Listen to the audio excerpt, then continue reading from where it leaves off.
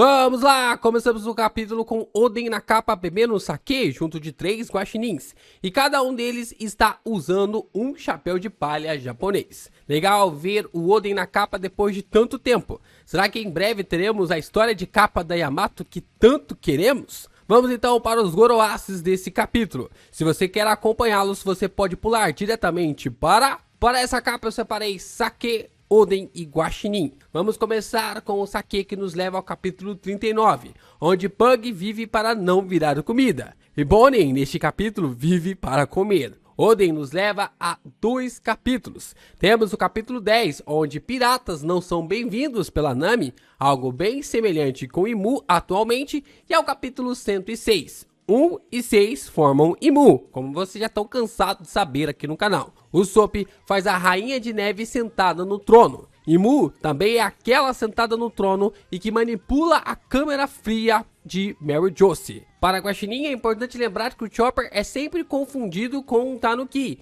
que é Guaxinim em japonês. Chopper também é um lado da mesma moeda de Imu, já que medicina em japonês também é Imu. Tanuki assim nos leva a 2 capítulos. Ao capítulo 329, onde todos se juntam para se vingar pelo Usopp, e à base do Frank nós podemos ver uma lua crescente, símbolo da família Finland. E tem uma estrela também representando Stella / Vegapunk. E o capítulo em que eu quase coringuei é o capítulo 1029. Bonnie está comendo ao lado de lontras marinhas. Toda vez que tem torres nas capas de One Piece, representa os Tenryubitos. Será que Bonnie é filha de Garlin? Yo Geeks, aqui é o LP e você está no canal do Geek Brasil. Fiquem ligados que esse vídeo contém spoilers do capítulo 1099 do mangá de One Piece. Prestes a completar 1100 capítulos, seguimos com a jornada de Kuma. E antes de começar esse vídeo, queria informar a vocês que o primeiro volume de Que Haja Luz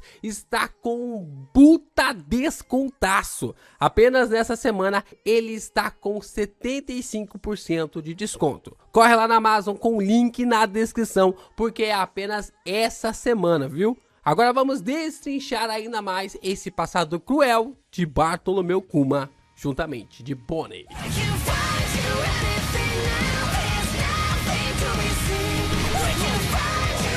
Começamos o capítulo exatamente da onde o 1098 havia acabado, onde vemos várias cidades do sul do reino de Sober pegando fogo, enquanto Kuma tenta lutar contra o fogo forte que se alastra pelo local. O rei Bekori, ao tomar conhecimento das ações do monarca do reino de Goa, que incendiou o terminal cinza, optou por seguir o mesmo caminho no reino Sober, incendiando as aldeias e reprimindo violentamente os manifestantes. Kuma chega em seu limite ao ver que milhares de pessoas estão sendo queimadas e alvejadas pelo rei Bekori.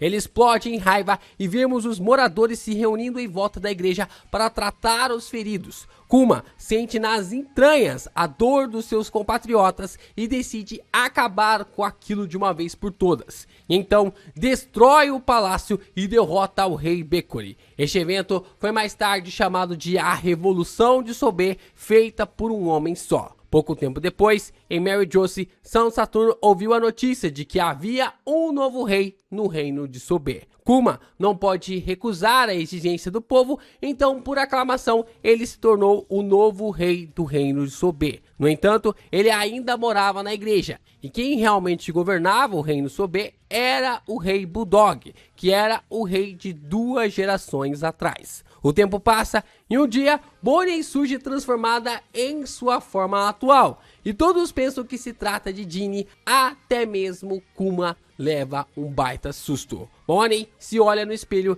e diz que ficará cada vez mais forte, o que leva seus companheiros a questionar o que raios Bonnie havia feito, e ficam assustados ao perceberem que a garota havia comido uma Akuma no Mi. Nem mesmo a Bonnie entendeu o que havia acontecido, mas parece que ela acabou de comer a fruta e não havia nem sequer percebido. Mas seja como for, por algum milagre, a Toshi Toshi no Mi já estava no reino de Sober e Bonnie foi lá e comeu, mas a fruta não havia lhe curado, pois as joias ainda estavam em seu rosto. Assim, o rei Bulldog visita a igreja com sua mãe Connie. Bonnie tentou praticar sua transformação enquanto olhava para Connie. Então, Sua forma mais velha tornou-se muito semelhante à de Coney, proporcionando uma cena engraçada, em que ninguém sabe distinguir Bonnie de Coney, o que explica como a Bonnie conseguiu entrar em Mary Joseph, já que sua forma era semelhante à de Coney. Porém, eu vou mais além. Não só a forma da Bonnie é idêntica, mas também acredito na teoria das princesas de One Piece, na qual Ginny também pertence a esse grupo, assim como Vivi, Shirahoshi e Rebecca. Isso explicaria porque todas elas são extremamente idênticas, e a Nami seria a última peça para encaixar todas essas personagens em suas semelhanças. Se os Ji são aqueles que sempre batem de frente com a vontade de Deus, as princesas são sempre aquelas que passam a mensagem dos Ji adiante. O rei Bulldog trouxe más notícias para Kuma. O antigo rei Bekuri, que escapou mais uma vez, tinha agora o governo mundial como seu aliado. A notícia de que Kuma, depois do poder, transformando-o em um governante maligno do reino Sober, foi divulgada. Diante disso, os marinheiros decidiram emprestar suas forças a Bekuri para ajudá-lo a recuperar o controle do reino Sober. Foi assim que Morgans vendeu a ideia de que Kuma era um tirano, passando essa imagem ao mundo, o que eu particularmente acho uma ideia muito melhor do que eu tinha pensado, do Kuma se tornando um Tenryubito para salvar a Bonnie. Na reunião com o rei, Kuma decidiu cuidar de Bekuri para sempre, mas ele não poderá permanecer no reino Sober depois disso. Enquanto eles estão conversando, Bonnie imita a aparência da Coney perfeitamente. Kuma confiou o reino Sober a Bulldog, e ele levará Bonnie para morar com ele no castelo e garantirá que a garota não saia na luz natural. Kuma se despede da garota, dizendo que voltará sempre que tiver tempo. Mas Bonnie começa a ficar triste, dizendo que sentirá a falta do seu pai. Kuma em seguida parte para o mar, encontrando-se cara a cara com Bekuri em um pequeno barco abastecido. Bekuri estava acompanhado por uma frota da marinha situado ali no meio do oceano. Bekuri então ordena à marinha que abra fogo contra Kuma, alegando que este é o tirano responsável por usurpar seu reino. Mas Kuma afunda a frota inteira da marinha, apenas com o poder da sua fruta. Porém, infelizmente, não podemos ver se a praga do Bekuri havia morrido ou não. Após esse incidente, Kuma fugiu para o mar e tornou-se pirata. Ele tinha muitos apelidos malignos e uma recompensa muito alta devido à sua força, mas não podemos ver sua recompensa. Enquanto isso, Money vivia sob os cuidados de Coney no castelo do reino de Sober e está choruda. A rainha mãe tenta fazer ela ficar bem lhe dando comida, mas Bonnie diz que enquanto completar 10 anos vai se tornar uma pirata, assim como seu pai. Assim, de uma forma muito legal, nós observamos vários quadros do Kuma viajando pelo mundo em busca de uma cura para a doença da Bonnie. Ele visitou todas as ilhas para onde enviou a tripulação do Chapéu de Palha durante o incidente de Sabaody. Ele conversou com pessoas do reino Torino, com cientistas de Wateria, com Heracles no arquipélago de Boeing, chegando em Karakuri e passando por Tequila Uff. Até Abdullah e Jet tentaram obter a recompensa de Kuma, mas ele destruiu seus navios completamente. Finalmente, Kuma encontrou-se com Dragon no navio Windgrama, no meio do mar. Todos os atuais comandantes revolucionários estavam no navio. Vemos Morley, Belobete e Gambo dando as boas-vindas para o Kuma, e o navio negro do Dragon nos ilude mais uma vez para apontar que ele é o homem marcado pelas chamas, assim como Laft explica no flashback do Kuzan. Dragon informa a Kuma que Ivankov e Inazuma foram capturados e enviados para Impel Down, enquanto aproveita uma cerveja ao lado de Kuma. Oda parece estar alimentando a polêmica em torno de Dragon com um toque de humor.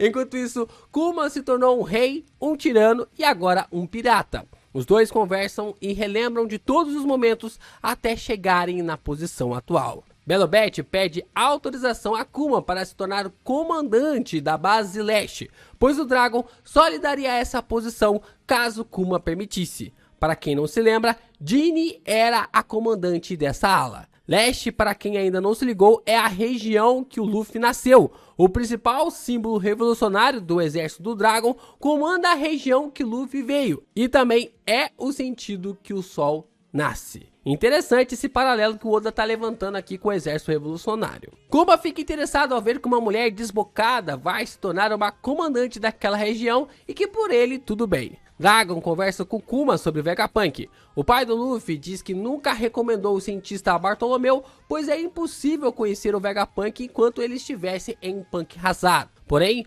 um acidente acabou de acontecer no local, a grande explosão causada por Caesar Claw, e Vegapunk teve que mudar seu laboratório. Dragon avisa que a defesa do novo laboratório ainda é fraca e por isso Kuma deveria encontrá-lo. Kuma se despede com um sorriso no rosto, com a esperança de que, após o encontro com o Vegapunk, possa encontrar a cura para Bonnie. O pai da garota informa que assim que conseguir encontrar a cura para sua filha, se juntará a Dragon para lutar ao seu lado novamente. Então Dragon responde para deixar que o destino flua com o sopro do vento, chamando Kuma de amigo. Dragon usa o kanji de Kaze para vento, praticamente enterrando a minha teoria da Uzunomi, a fruta do redemoinho, e fortalecendo ainda mais a teoria da Kaze no Mi. Quem sabe no capítulo 1100, 1000 capítulos depois da apresentação do Dragon, a gente não descobre o poder dessa fruta. Voltamos para Bonnie e ela está aprendendo a lutar e pode até mesmo derrotar um adulto no combate corpo a corpo,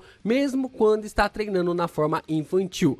Ou pelo menos é o que aparenta, né? Ela poderia estar lutando utilizando o poder da fruta e aí quando ela acabou a luta ela voltou para sua forma infantil. Ela tem uma camiseta escrita "Viva para comer" e Kuma chega bem nesse momento no reino Sobe para se encontrar com Bonnie. Kuma trouxe Bonnie em uma caixa para a ilha de Egghead, que ainda estava em construção, e mantinha sua característica de ilha de inverno. Eles conhecem Vegapunk, cuja cabeça ainda era gigantesca. Bonnie ficou brincando com Santomaru, admirando seu machado e deixando o jovem segurança do cientista desesperado, enquanto Vegapunk e Kuma conversam.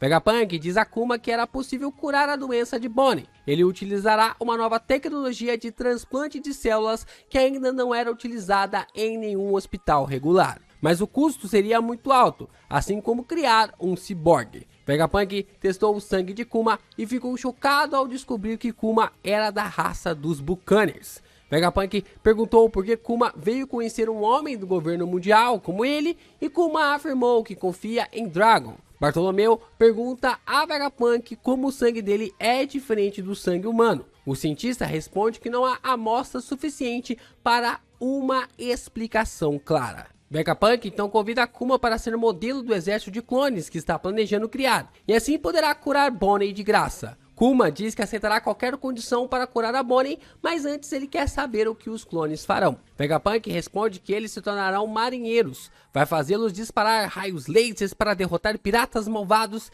e ter corpos fortes para serem usados como escudo para as pessoas inocentes. A cena muda para Mel e Joce. Podemos perceber que, na verdade, Saturno está ouvindo toda a conversa. Saturno afirma que Vegapunk não tem ideia de como aproveitar essa oportunidade. E na verdade, ele tem outro plano em mente. De volta à ilha Egghead, Kuma e Vegapunk ainda estão conversando. E Kuma diz que no começo ele planejou acertar qualquer condição, mesmo que Vegapunk fosse um demônio. Mas se os clones podem salvar as vidas das pessoas, talvez seja por esse propósito na qual ele havia nascido. Vegapunk então responde que Kuma é como se fosse um santo, mas Bartolomeu diz que ele é apenas um pacifista. Mas essa é a primeira vez que é usado os kanjis para pacifista, com a definição em japonês para Eiwa Sugisha, que é normalmente colocado com katakana, como a palavra vinda do inglês, como pacifismo,